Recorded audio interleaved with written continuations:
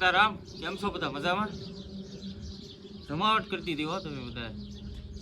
પપ્પાએ તે ઘણા ખુશ થઈ ગયા, કારણ કે જે લાસ્ટ વિડીયો મૂક્યો આપણે તો લગભગ 220 જેવી કોમેન્ટ અને 1500 જેવી લાઈક અને હાઈપ પણ સારી એવી, લગભગ 12-13 હજાર આજુબાજુ હાઈપ પહોંચી ગઈ.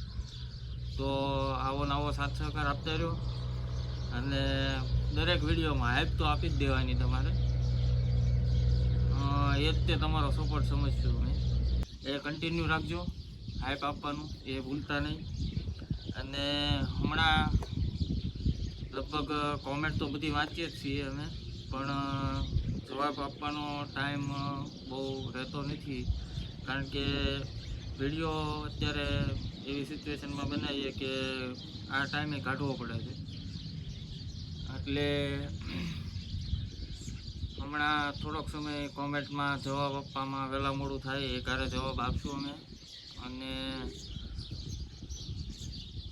એ બદલ તમે તે થોડોક સાથ સહકાર આપજો. કોમેન્ટમાં જવાબ દેવામાં થોડુંક વહેલા મોડું થાય તો કોઈએ ખોટું ન લગાડવું, અને સાથ સહકાર આપતો રહેવો. બધાનો સપોર્ટ જરૂરી છે. અને બીજું એક કહેવાનું એ હતું કે જ્યારે પહેલો વિડીયો બનાવ્યો મેં, એટલે એવું લાગતું હતું કે આ ખાલી એક વિડીયો જાણ કરી દઉં અને બધાને ખબર પડી જાય, પછી સ્ટોપ કરી દઈએ આપણે. પણ પછી એ વિડીયો મૂક્યો એટલે થોડોક મને વિચાર આવ્યો કે આ જે થાય છે એ ખોટું થાય છે, કારણ કે જેમની આશા હોય અને જેમની પાસેથી આપણને ઓલું હોય કે આ કામ લાગશે આપણને, કે આ આપણા ઓલામાં ઊભા રહેશે, કે પછી તો એવા શુભચિંતક બહુ ઓછા છે અત્યારે. અને જે આપ છો બધા, જે પપ્પાનો પરિવાર છે, યુટ્યુબ ફેમિલી, અમારો પરિવાર, તો વધારે સાથ એમનો મળ્યો મને એવું લાગે છે. એટલે પછી વિચાર આવ્યો કે આપણે આનું આ કન્ટિન્યુ રાખીએ અને થોડોક સમય આપણે કહીએ કે ભાઈ આ રીતના વિડીયો આવશે તો એમાં પણ સાથ આપો. અને પછી તો આપણે રેગ્યુલર જે રસોઈના વિડીયો છે, ખેતીવાડીના વિડીયો છે, એ રેગ્યુલર થવાના જ છે. અને એમાં બધા હવે અમે પણ આવશું, પણ આપણો કોન્સેપ્ટ તો એ મેન શરૂ જ રહે કે ભાઈ એક રસોઈનો વિડીયો હોય અને બાકી બીજું બધું થોડું થોડું બતાવીએ. એટલે એ તો ધીરે ધીરે શરૂ થાય જ તે, એમાં કોઈ ડાઉટ નથી. પણ આ થોડુંક આવું થાય ને એટલે શીખવા મળે, એટલે એ શીખતું રહેવું પડે, કારણ કે જિંદગી જીવવાનું બીજું નામ શીખવા. જિંદગીમાં તમે શીખવાનું બંધ કરી દો તો કંઈ કામનું નહીં. મને જ બધું આવડે છે એમ ન ચાલે, કારણ કે હરેક વ્યક્તિ, હરેક સમસ્યા જે તમારા જીવનમાં આવે છે એ કાંઈકનું કાંઈક તમે શીખીને જાય છે. એટલે શીખવા મળ્યું એટલે આપણે આનું આ કન્ટિન્યુ રાખીએ હવે. અને જે પરિવાર છે અમારો યુટ્યુબ, તો એમની સાથે જોડાયેલા રહીએ અને જે જીવન પપ્પાએ એણે અપનાવ્યું છે તો એમાં ને એમાં આગળ વધીએ આપણે. હવે આજે આવવાનું કાંઈ બહુ મોટું ખાસ કારણ તો નહોતું, પણ જે આપણે પાણી વાળવા આવે છે ભાઈ સુરેશભાઈ, એમને કંઈક લગ્ન પ્રસંગ હતું એટલે બહાર જવાનું હતું, એટલે 3 દિવસ તો આવીએ કેમ નહોતા. તો કે અહીંયા હોય જ તે ધીરુ દાદાની બધા, પણ એક આંટો ફેરો મારવો પડે, એટલે કાલે નહોતો આવ્યો. પણ આજે મેં કીધું ગાડી સર્વિસમાં હતી તો આજે ગાડી સર્વિસમાંથી આવી ગઈ, એટલે મેં કીધું આંટો મારી દઉં, એટલે આવ્યો છું. અને આજે તમને જે અત્યારે હું તે શૂટિંગ ઉતારું, આ ફોન મૂકી દીધેલો છે બરાબર, પણ જે ત્યારે હું જે સિચ્યુએશનમાં જે રીતે વિડીયો શૂટ કરતો, તો હવે આજે તમને ડ્રોન કઈ રીતે ઉડાડું છું, વાડીના સીન કઈ રીતના લઉં છું, એ બધું બતાવીશ તમને. અત્યારે સારું એવું લોકેશન છે અને બતાવું તમને બધું ડ્રોનથી કઈ રીતનું છે. હમણાંથી લગભગ 10 વિડીયાથી આપણે ડ્રોનનું શૂટિંગ તમે જઈ જોયું હોય, એટલે આજે બતાવું. અને અહીંયા બેસવાનું કારણ એ કે પપ્પાએ 1-2 વાર વાત કરેલી, અમારા દાદા છે, તો જે રીતનો પપ્પાનો સ્વભાવ છે ને એવી રીતનો સેમ ટુ સેમ આ સ્વભાવ દાદાનો હતો. એટલે લગભગ હું તો નાનો હોઉં પણ સાંભળણ બધી છે મને કે કોઈ મહેમાન આવે, કોઈ પડોશી હોય, રસ્તેથી કોઈક નીકળ્યું હોય, કોઈક અજાણ્યા પૂછવા આવે, કંઈક બીજું પૂછવા આવે, તો લગભગ દિવસના 20 થી 25 મહેમાન આવતા. અમારું પહેલાં જ્યાં કામકાજ હતું ત્યાં અમે રહેતા, અને ત્યાંની વાત કરું છું. એટલે આવી રીતે જ ગેટ હતો, અને દાદા રાયણનું ઝાડ હતું, રાયણ કોકડીનું ઝાડ, એટલે એની નીચે બેઠા હોય, અને જે કોઈ આવે એટલે તરત જો કોઈ હોય તો ખાલી સામું જોવે એટલે ખબર પડી જાય કે ચા બનાવવાની, અને કોઈ ન હોય તો હાથ પડે અને કહે કે ચા મૂકજો. એટલે લગભગ રોજના 20-25 મહેમાન આવે, એટલે એ મહેમાન તો અલગ અલગ હોય, 25 જણા હોય તો 25 અલગ અલગ, પણ દાદા એક થાય. એટલે 25 વાર મહેમાન આવ્યા તો 25 વાર એ 25ને અલગ ચા મળે, અને દાદાને એ 25 પીધી હોય ત્યારે પાછી પીવાય, એટલે દાદાને 25 વાર ચા થાય અને મહેમાનને 1 વાર. હવે આવી ઓલી થઈ હતી, એટલે દાદાને ડાયાબિટીસ હતું, અને એમને પછી એક મગજમાં નસ દબાઈ ગઈ હતી, પછી પાછા 2 વર્ષ પછી એક હાર્ટમાં બ્લોક થઈ ગઈ હતી વેન, તો એનું તે સ્ટેન્ડ મુકાયું હતું. એટલે ટૂંકમાં કહેવાનો મતલબ કે એમણે જે જીવન જીવ્યા કે મારી ત્યાંથી કોઈ એમને જવું ન જોઈએ. ના પાડવા છતાં દાદાને અમે ટોકતા કે ભાઈ પપ્પા ટોકતા, કાકા ટોકતા, બધા કહેતા કે આ ન કરો તમે, આ તમારા શરીર માટે નથી સારું. પણ એ એક જ કહેતા કે હું જીવું ભલે ગમે એટલું, પણ મારી અહીંયા કોઈ આવે એ એમને ન જવો જોઈએ, મારે એવું જીવન જીવવાનું, ભલે આજ મરી જાઉં. એટલે એમનો સ્વભાવ એવો હતો. અને અમારા પપ્પાનો સ્વભાવ પણ એવો છે, કોઈ આંગણેથી પાછું ન જવું જોઈએ, ભલે કોઈ બી હોય, ઓળખતા હોય ન ઓળખતા હોય, અને કોઈ નાતો હોય કે ન હોય એમ, પણ જે આવ્યું એને આપણે જે આપણી ફરજમાં આવે એ કરવાનું. એટલે એના એ ચીલે હાલતા ગયા હતા. એટલે અમુક માણસો પાછા એ રીતની વાતો કરે કે ભાઈ જો આ રીતનું થયું એટલે હવે ભોગવે છે કે આમ તેમ, બરાબર. પણ એમાં કોઈ એવા લોકો જે એ કહેવાય ને નીચલી કક્ષા, એમના વિચારો એ નીચલી કક્ષાના હોય, એટલે એમાં આપણે કોઈ ધ્યાન દેવાય નહીં, બરાબર. એ એમની વાતો કર્યા કરે, અને કરવાવાળા એ પાછા એવા જ હોય કે જે આપણે જેની એની માટે કંઈક કર્યું હોય, એમને કામ લાગ્યા હોય, અને એ જ તે આપણી વાતો કરે. એટલે એમાં કોઈ શંકાના સ્થાન નથી. એવું બધું સંસારમાં હાલાત કરવાનું, આપણે કોઈ બહુ એવામાં ધ્યાન નહીં દેવાનું, આપણે આપણું કર્મ કર્યું જવાનું. એટલે બને ત્યાં સુધી કર્મો સારા રાખવાના, બાકી જે ભગવાન કરવાનો છે એમાં જે આપણા લખાઈ ગયેલું છે આપણા જીવનમાં એ કોઈ બદલી નથી શકવાનું. જે થશે સારા માટે થશે એમ સમજી અને ચાલવાનું, જે થાય છે સારા માટે થાય છે એમ સમજવાનું. એમાં કાકા આપણું હિત હશે, આપણું સારું થવાનું છે એમ સમજવું પડે. એટલે આ મેન્ટાલિટી રાખો અત્યારે, તો તમને તમારું ઘણું બધું ટેન્શન ઓછું થઈ જાય. અને તમારા પ્રયત્નો શરૂ રાખવાના તમારે, કારણ કે પ્રયત્નો કર્યા સિવાય તો કંઈ તમને રસ્તો નહીં મળે. ભલે એક પ્રયત્ન થયો એમાં નિષ્ફળ ગયા, બીજો કરો, એમાં નિષ્ફળ ગયા, ત્રીજો કરો. એટલે ટૂંકમાં પ્રયત્નો તમારા શરૂ રાખવાના, એક ને એક દિવસ તો ફળ તમને મળવાનું, ભલે એ નહીં તો બીજી રીતે તમને મળશે તો ખરી. એટલે આવી બધી વાતો કરવા બેસ્યું તો લગભગ મારું પણ પપ્પા જેવું જ છે, ટાઈમ વયો જાય ખબર નહીં રહે. અને હવે તમને થોડાક સીન બતાવું વાડીને.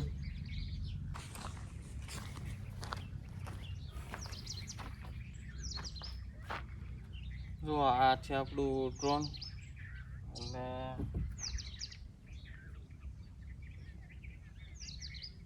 આ છે રિમોટ કંટ્રોલ.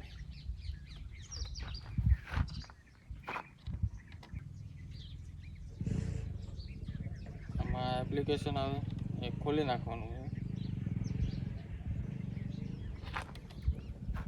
આ ડ્રોનને આપણે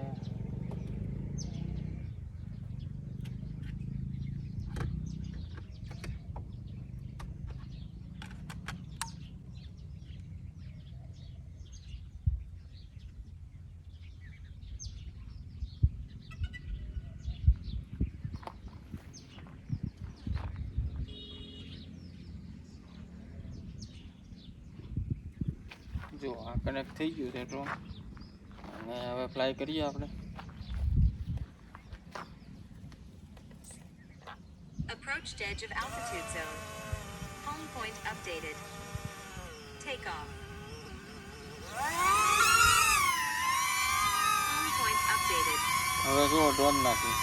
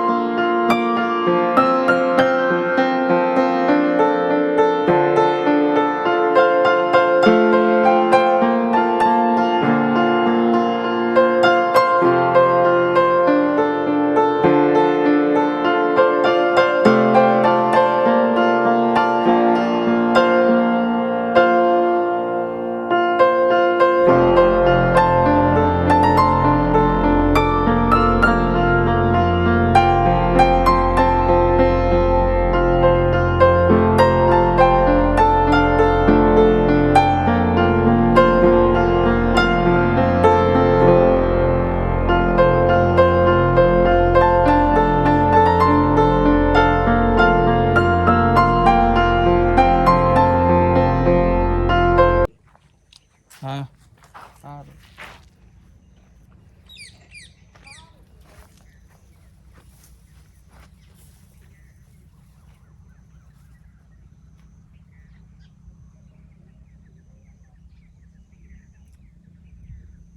જો ભાઈ જોયો ને વાડીના સીન તમે બધા, કેવી સોળે કળાએ ખીલેલી છે ને. અત્યારે હું પપ્પાના વિડીયો કોલમાં દેખાડતો હતો, એ હોલમાં બેઠા છે ઘરે, તો વાત થઈ તો મેં કીધું લાવો વિડીયો કોલ કરું. બધે આટો મારી લીધો છે, જોઈ લીધું બધું બરોબર છે, કંઈ કોઈ ઝાડવામાં વાંધો નથી. પછી કબૂતરને ધણ નાખી દીધી, ચકલાને ચોખા ભરવાના હતા તો એ બધા ભરી નાખ્યા. એટલે હજી હવે 2 દિવસ કાંઈ પાછો વાંધો નહીં, કાલે નહીં તો પ્રમ દિવસે તો પાછા ઓલા સુરેશભાઈ આવી જાય એટલે કાલનો દિવસ છે. જુઓ આપણે ઘઉં કેવા સરસ થઈ ગયા છે.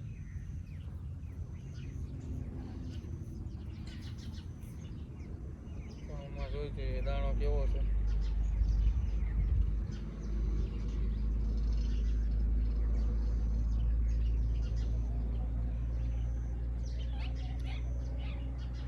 એકદમ ભરાવદાર દાણો છે. હવે પાણી રાજા પાવા નહીં પડે, 2-3 પાણી થઈ જાય એવું લાગે છે જોવામાં તો.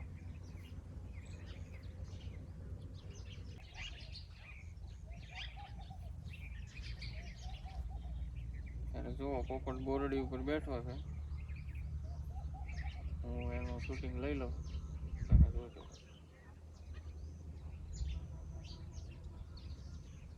ચકલીઓ પણ કેટલી બધી બેઠી છે.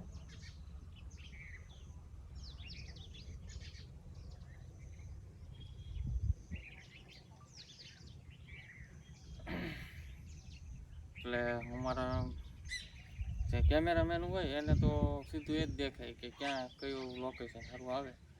આ પક્ષી આવ્યું તો આનું શૂટિંગ લેવાનું, આ રીતનું ફૂલ થયું તો આનું શૂટિંગ લેવાનું. એટલે અમારા મગજમાં 24 કલાક એવું રીતનું ચાલતું હોય.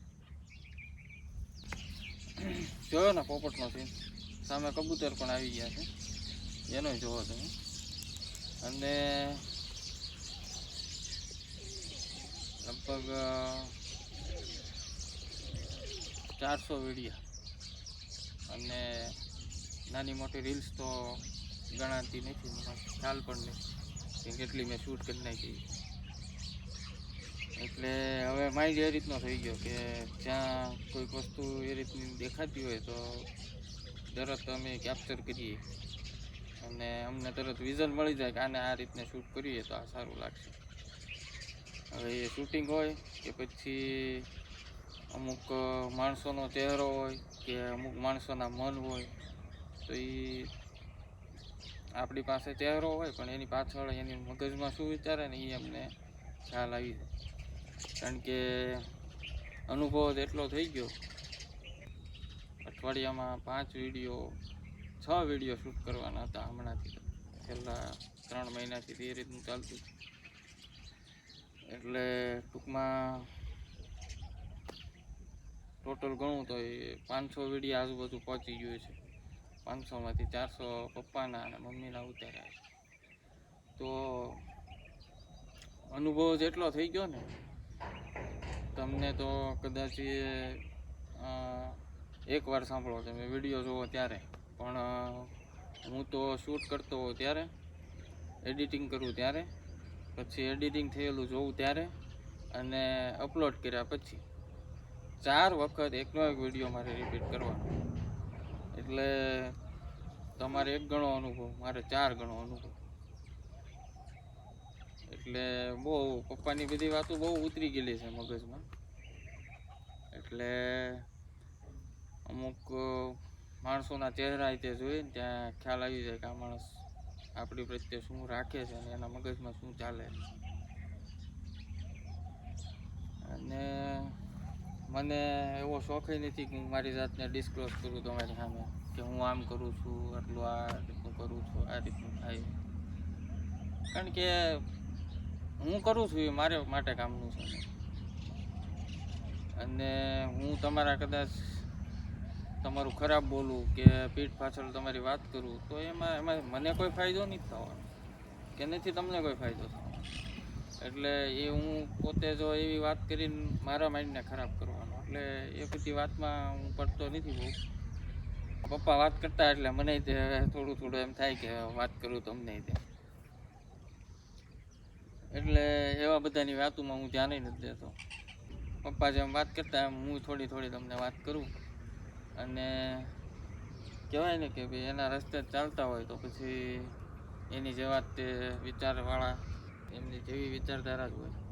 કારણ કે એમના જ સંતાનો છે. તો એ જે કરે છે એને આગળ વધારવાનું હોય, નહીં કે જે એમણે કર્યું છે એને પાછળ અટાડવું ને બધું જે એમણે કર્યું છે એની ઉપર ટૂંકમાં કહેવાય ને કે એ ત્યાં અટકાવી દેવું ને આપણે આપણી રીતે જિંદગી જીવી, એવું તો નથી પસંદ આપણને. એટલે જે પણ કરશું એ મા બાપના હિત માટે અને એમને ક્યારેય નીચું ન જોવું પડે એવું કામ કરશું.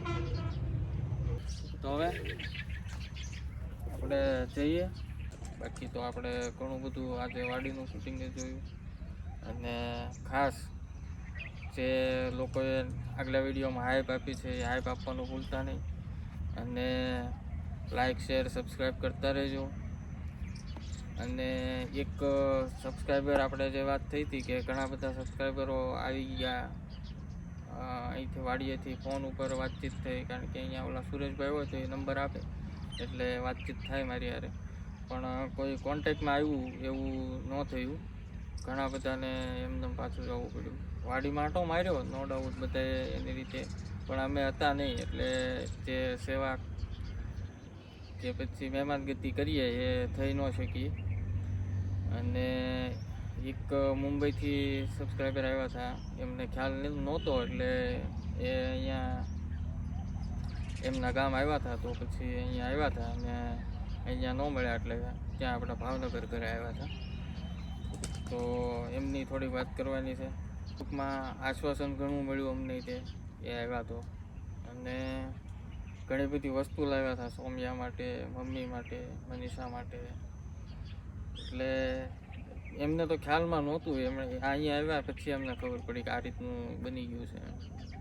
કારણ કે એ થોડાક દિવસ 20 દિવસ તો બહાર ને બહાર એમને ફરતા હતા, એટલે વિડીયો જોવાનો એમને ટાઈમ નહોતો કંઈ. પણ એ તમને વાત કરશે હવે. હું લાવે તો મને બહુ જાણકારી નથી. બાકી જે ને નથી મળવાનું ને ફોનમાં વાત થઈ તો એ બદલ માફી ચાહું છું. કારણ કે સમય એવો હતો એટલે તમને થોડોક સમય ન આપી શક્યા. પણ બીજી વાર નીકળો તો ચોક્કસ આવજો. અને તો હવે મળીએ પછી. હવે જો વાડિયાથી જામબાળા આપણે 1 કિલોમીટર થાય, અને જામબાળાથી થોડુંક ચાલ્યો એટલે ટોટલ 2 કિલોમીટર જેવું ચાલ્યો છું. હવે 2 કિલોમીટરમાં મને 5 જણાએ ઊભો રાખ્યો અને પૂછ્યું કે પપ્પાને કેમ છે. હવે આપણે તો સમજી શકીએ કે ભાઈ ઊભો રાખ્યો એણે ટૂંકમાં એને પપ્પા સાથે લાગણી હશે ત્યારે જ તે મને પૂછ્યું છે ને. એટલે એ જે નામ કમાણા છે એને આપણે જાળવી રાખવાનું છે અને હજી વધારવાનું છે. બાકી અત્યારની યંગ જનરેશનમાં 50%ની મેન્ટાલિટી સાવ ઊંધી થઈ ગઈ છે. એ કંઈક ભણી લે અને એ કંઈક કરી લે એટલે મા બાપે જે કર્યું હોય એમની માટે એ બધું ભૂલી જાય અને હું કાંઈક છું એવું સાબિત કરવા મને. એટલે જો કોઈક જોતા હોય તો મારી જેવા યંગ અત્યારની જનરેશન એટલે 95થી લઈને 2005 સુધીની જનરેશન, એટલે એમને એક જ સલાહ આપું છું કે મા બાપની સેવા કરજો બને ત્યાં સુધી. એ હશે ત્યાં સુધી જ સેવા કરવાનો મોકો મળશે. પછી કાંઈ તમે ગમે એટલું એને સ્ટેટસ મૂકશો કે ફોટા મૂકશો કે એની પાછળ રોશો તો કાંઈ મેળ નથી આવવાનો. એ જીવતા છે ત્યાં સુધી તમે તમારા વાઈફ, તમારા છોકરાના એના સ્ટેટસ મૂકી શકો તો મા બાપના કેમ ન મૂકી શકો? અને ન મૂકવા હોય તો એકે નહીં મૂકવાના. અને જો મૂકવા હોય તો પછી મા બાપને પહેલાં રાખો. કારણ કે જેટલો સમય તમારા બાળકો તમારી સાથે રહેશે એટલો તમારા મા બાપ નથી રહેવાના. આ સત્ય છે. એટલે બને ત્યાં સુધી એમની સેવા કરો અને એમના સંસ્કારોનું પાલન કરો. એમને દુઃખ પહોંચે એવું ન થાય એનું ધ્યાન રાખવું એટલે જિંદગીમાં સુખી થઈએ આપણે.